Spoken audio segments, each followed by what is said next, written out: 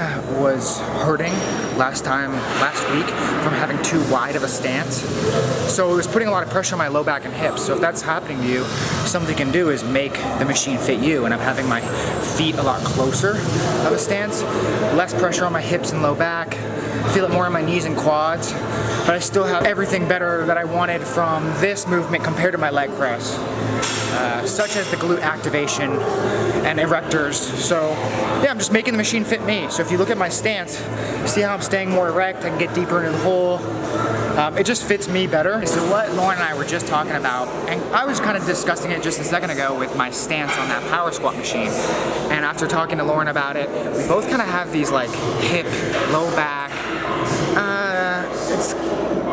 I don't want to say they're injuries, but we have weaknesses there or limitations within range of motion. And again, it's more about being proactive on things. And since we are bodybuilders and we can have more flexibility within our training programs, and it's not like Lauren really needs to work on our posterior chain. We're going to actually have Lauren do that same foot stance moving forward. I had her just do a couple sets of some lighter weight, and it felt really good. Yeah, it's more quad dominant. To have a closer stance and to be breaking with your knees. But again, moving forward, it's going to be a safer way to progress through a contest prep. So it's just something to think about. If you have a low back, hip thing going on, you can modify these machines to make them fit you and your goals, especially if you're a bodybuilder. So moving forward, we're being proactive, and I'm gonna keep her safe through her contest prep to keep her hips aligned, because we've been having those type of issues. So something to think about. So my number one tip is on leg days, especially when you're going to be using a machine or squatting with a barbell like on your back, is to always wear a shirt. So like there's padding with your shirt on here.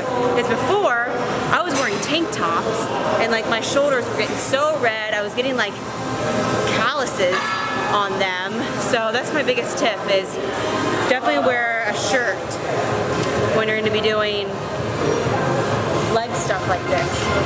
Helps with the grip.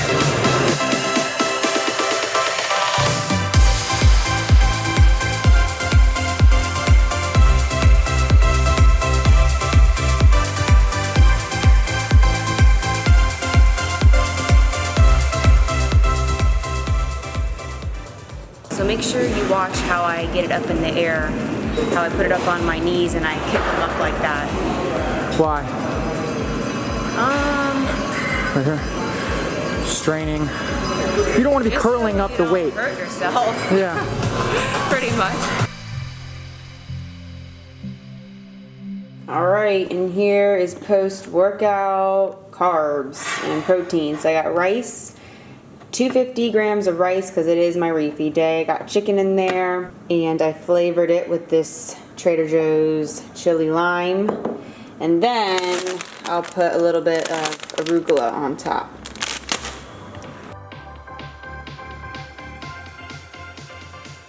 Hello everybody, it's Lauren here. And Coach Kyle. We are the coaches at Team Cosmic Bodies, and today we're going over update 3 of my competition prep. Yeah, I feel like we're what, 3.5 weeks in? Yeah, give or take. Just about. But yeah, update number 3. Things are flying as far as time. Just to give you a review, because it's just not much changes, and I'm kind of doing some audibles here, but just as a review, she started at 143, 142 pounds. In the first week, she lost about 1.5 pounds. The next week, she lost about 0.7, 0.8. It was when she was dealing with some of her finals, and training was on week 3, so fatigue was accumulating anyway. We started incorporating the refeeds. Then, and then this week she lost 1.5 pounds or 1.7 pounds almost. Yeah. And I only had you do 5 low days and 2 high days. Mm-hmm. Yeah, so he had me do 5 low this week. 1,700 calories. We actually added in cardio this week, so I did 90 minutes. And then he gave me a refeed at 290 carbs. Mm-hmm. And I just holded steady there. And then I did another refeed at 290 carbs. And this morning I woke up with an all-time low of a 136.8. So Kyle was like, okay, we don't want, like, that's not like the goal right now is to like drop all this weight. That means like the refeed actually wasn't enough. And for me, I have so much time, guys. Like, I'm 20 something weeks out here and I only have 13 pounds to lose. Low 20s. Yeah. Low 20 something weeks out.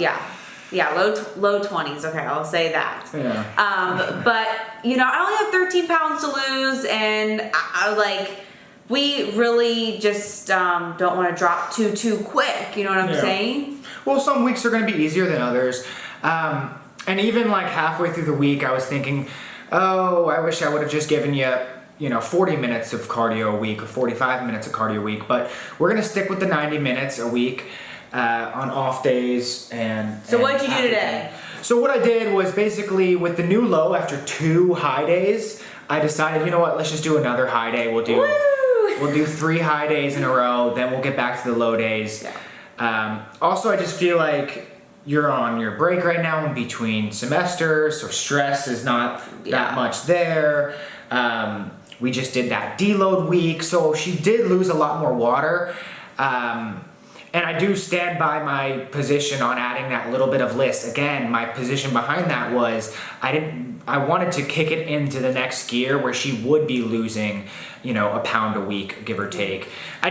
She only lost 0.8 the week before. So if it's, things level out, right? It's like 1 week you lose 1.5, 1 week you lose 0.8. So yeah, she hit low after 2 high days. I'm deciding to give her 1 more high day at 250 carbs instead of 300 carbs.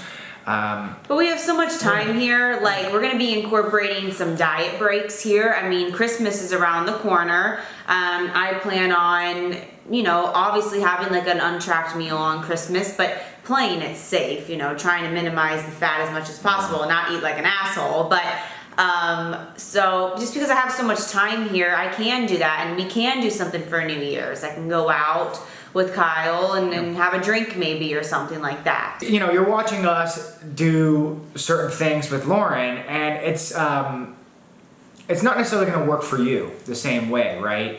You got to understand her starting point and how lean she already was, and then how much time we have. So it's just really hard to Plus, how much experience I have. Like, this isn't my first contest prep. Like, Kyle and I went out yesterday and I tracked sushi, and I still woke up with a new low.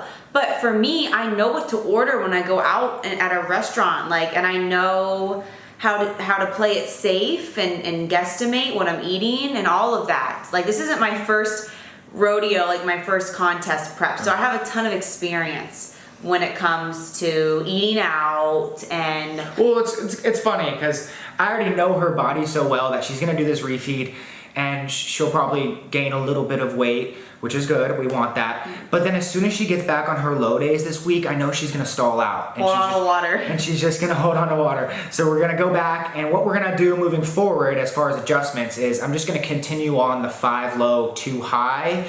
1,700 calories, 2,100 calories, and then moving forward, she's weighing 136 right now, 137. I'm going to probably give her a diet break when she weighs 132, 133. I'll give her a 7-day diet break, maybe even 10 days. We just have so much time, so I'll keep you guys in the loop for that. I'm keeping all this muscle. That's the goal. Well, not all of it, but I'm going to keep most of it.